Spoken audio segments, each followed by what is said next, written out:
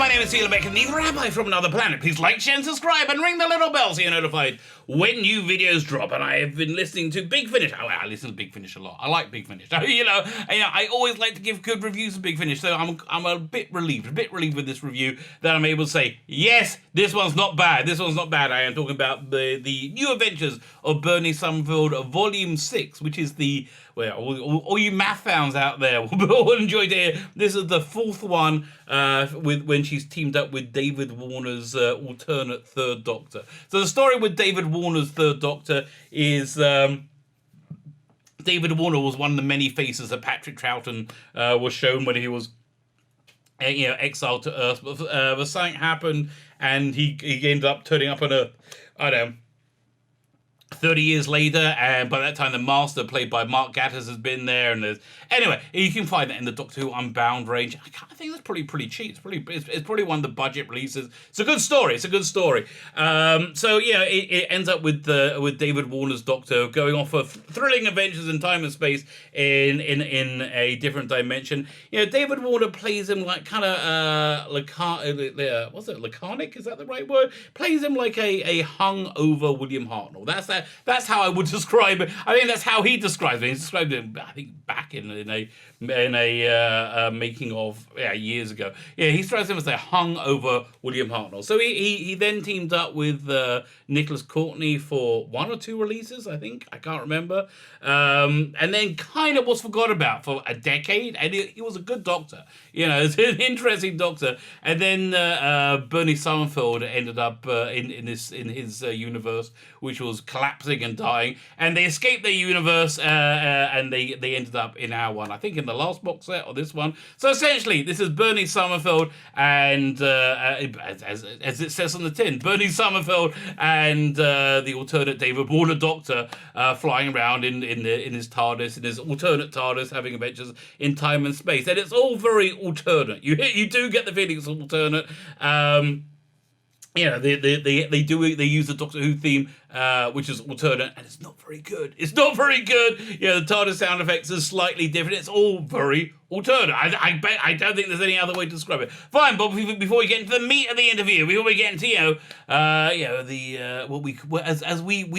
we say in Judaism, I'm going to give you a bit of a Jewish word. We get into the kishkas. We get into the kishkas of the review, which is the innards, I think. Can I ask you guys, can you hit the like button? I do like you hitting the like button. Now, I don't care if you like this video or not. I would like you to like it, but that's not what I'm asking you. I'm not asking you, do you like this video? I'm asking you, can you like this video? Regardless of if you like it or not. Can you hit the like button? Can you hit the share button? But mostly, can you go ahead and hit that subscribe button? I have been subscribed in recent days as a subscriber whore, and that's a fair description. That is a fair description. I am just ridiculously excited, ridiculously happy when people say I am. I really am. So I'm just ridiculously happy when you hit the subscribe button. Thank you very much. I'm getting close to 1,800 subscribers, and 18 is a very, very big number in Judaism. It's the numerological value for one of the many words of God. Listen, we Jews, we have lots of words for lots of things. Like Eskimos have lots of words for snow. We have lots of words for God. So but the main word, the numerical value is 18. So I would love to hit 1,800 subscribers. That'd be fantastic. Thank you very much. Of course, if you subscribe, other than being greeted with untold blessings and riches, some people have told me that happens. Results may vary. As well as that happening, you can also enter my weekly competitions. And normally, I only get like 10, 20 people entering. So really, you're in with a good chance if you enter. There's two prizes you get. It's a bundle that goes to two people. Two prizes you get. The first one is Shakara, this hardback graphic novel by Robbie Morrison, artwork by Henry Flint. Frickin' crazy, frickin' wonderful. It's essentially black and white with like these little splashes of red, which are really good. Where can I find it? See, now I try and find you something. There you go. Front page. Why don't I show you that? That sort of thing. Really cool stuff. Earth gets destroyed in the first page. I think in the first panel. And the last human gets killed on the third page. That's the kind of bonkers fun it is. You also win this thing. Red Razors, a dark future judge in the very, very capitalist future Russia. And there's a madcap chase to catch Elvis's corpse, which has been stolen by religious fundamental. Is it? It's been stolen from religious fundamentalists, by religious fundamentalists. It's just fun. It's fun. It's funny. I recommend them both. Go check out a video. Actually, I'll put it in the video notes. I did a video yesterday of describing them for you. All you need to do to win it is subscribe to the channel. Subscribe, and in the comments, leave the hashtag Zarjazz. They're both from 2018. Leave the hashtag Zarjazz again in the video notes. The prize draw on Sunday the 18th, where we're doing a watch along of Gridlock. Fan-freaking-tastic episode. I love that episode of Doctor Who. Fine, let's talk about the new adventure of Bernice Summerfield, Volume 6, Lost in Translation. And they do the little bait and switchy thing, which Big Finish are apt to do. Big Finish do that a lot. It's got a fantastic cover by Tom Webster. It really does. Absolutely fantastic cover. Bernice Summerfield in this gorgeous, Gallifreyan, kind of like new series-esque Gallifreyan robes. They always like to dress for the occasion. Those robes. And David Warner's on the cover. Sean Carson as Narvin is on the cover. You got those cool Capaldi clock cogs going on in there. It's just a great freaking cover. It's a bit of bait and switch though, because makes you think, oh, it's going to be a big Gallifrey box set. No, it's the last story. They always do it. It's the last story. It's a good story though. It's a good story. Now, something very important to know going into this set, if you haven't listened to any of these before, and I think you can listen to this one cold. You don't really need to know much more than I've already told you, is that these aren't Doctor Who stories, which they're Bernice Summerfield stories, and there's a different vibe to them. Like Doctor Who stories, I think are a little bit more populist, have a bit more flash, a little bit more bang, a little bit more zip. There's a little bit more widescreen. Where these Bernice Summerfield are much more cerebral, contemplative mysteries and puzzle box. No, I wouldn't say puzzle boxes, but mysteries that need to be solved through thought and education and being clever, which is what the Bernice Summerfield series does. By the way, if you haven't heard any Bernice Summerfield before, go back and listen to the first few seasons. They just released on download. They're really cheap and they're really good. It really has that classic Bernice Summerfield feel. So if you like that, this is for you. Then she's teamed up with David Warner's Doctor, and they're both very, very strong characters, and they've got a very strong interplay. Now, something I like about these is they're both older people. Lisa Bauman must be, in her 50s? Maybe in 60s by now. She's a grown woman, and David Warner is a grown man, So, again, they're much more like contemplative mysteries that they're solving rather than adventures. Yeah, I would say these are sci-fi mysteries rather than adventures. See, I think that's the tagline they should give them. So the first story is called Have I Told You Lately? It's by Tim Foley. Can't remember what he's done, but he's done quite a bit, and he's a solid, reliable, dependable name. Now, that's something really important with Big Finish now, because Big Finish, they've been on a bit of a tear recently of doing not great stories and hiring new writers, and often hiring new writers who they feel are from a group of people who are marginalized in society, but I doubt they really are. I doubt they are. I think they sometimes get an easier ride. I mean, there was this release, what was it, last month, The Flying Dutchman, the worst story I've ever heard Big Finish do. The absolute worst story.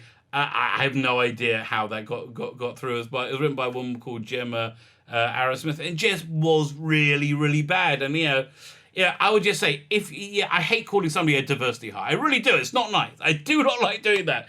But I would say, if on your Twitter feed you talk about identity a lot, your identity is something that consumes you, right?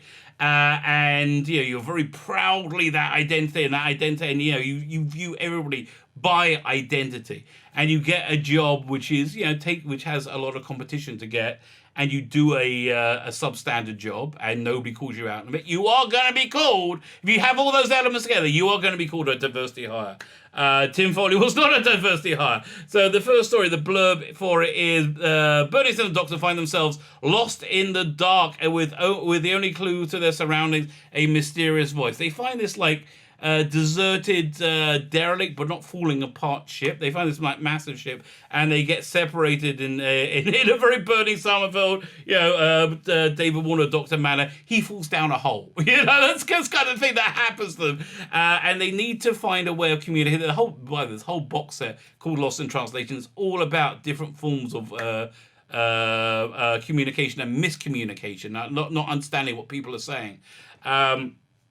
So they've got to use this communication system they don't even know is a communication system. They've got to solve the mystery of that to work out what's happening. And it's great, just a good, enjoyable story. I'll say more enjoyable, interesting story. It's a story that your mind can get its teeth into, and it has it rattles along at an entertaining pace and gives you a satisfying conclusion. So it's a good story. It's a good story. The weakest story on the set is the second one, called The Undying Truth by J.A. Prentice. J.A. Prentice. This is their first story, and you can tell. You definitely can tell it's his first story. It's not bad. It's the weakest one on the set. I will give this one, say, like a 6.5 to 7. Right, the set gets a 7.5. Yeah, 6.5 to 7.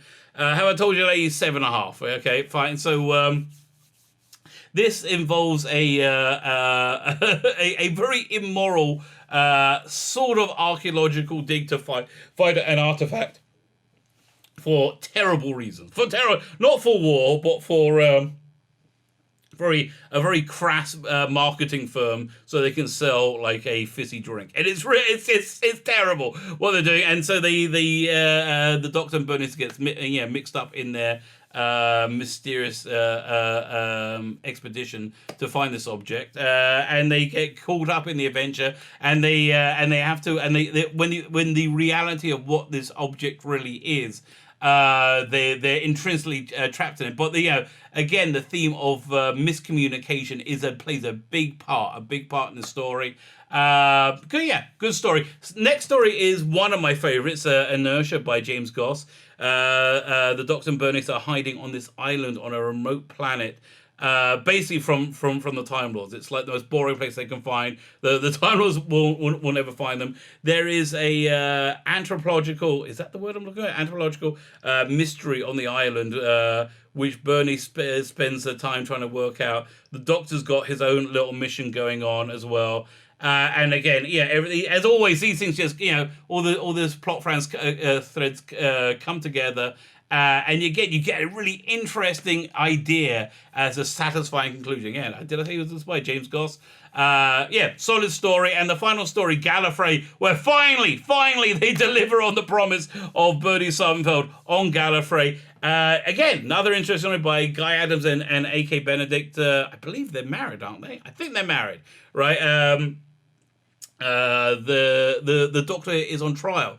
The Doctor is on trial for existence because he's from another reality, and his existence in this reality is causing everything to fall apart. It's causing everything to shatter, and have disastrous effects. So if he is found to exist, he must be executed. Bernice is selected by the Doctor to be his defender. So you get a bit of a courtroom drama after you get Bernice researching stuff. Bernice being an academic. And there is a mystery at the heart of Gallifrey where this fits into the greater Gallifrey Chronicles, the Gallifrey series, the Time also. Who knows? I can't work. I can't work it out at all. But there's something going on Gallifrey, and you genuinely are faced with the prospect of this may be the Doctor and Benny's final adventure together. It really does feel like that way. And I'm not going to spoil the ending. Because I would like to keep that tension for you, because it goes in a direction that you don't expect, and you do think, oh, this could be it. This could genuinely be it. Good little story again. But again, this is not like your big screen. Massive space battles going on. This is this is not this is not your war doctor or your war master.